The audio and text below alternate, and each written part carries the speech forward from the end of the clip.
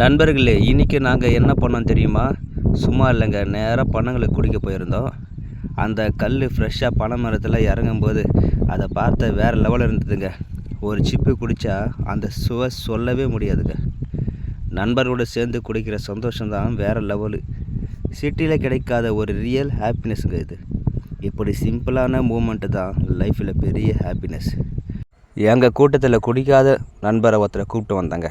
அவர் side dish சாப்பிட்றதுக்காக வந்தார். அவர் பார்த்தீங்கன்னா சைடிஷ் சாப்பிட்டு காலி பண்ணிட்டார். எங்களுக்கு லாஸ்ட் ஒரு 10 சொம்புக்கு சைடிஷ் இல்லைங்க.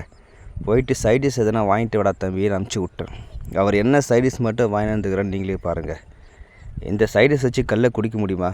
பழி வாங்கிட்டாருங்க. இங்கே பாருங்கள், சில்லி ஊறுகாய், பனங்களுக்கு பச்சை மிளகா ஊறுகாய் வாங்கி வந்துருக்காரு சைடிஷ்.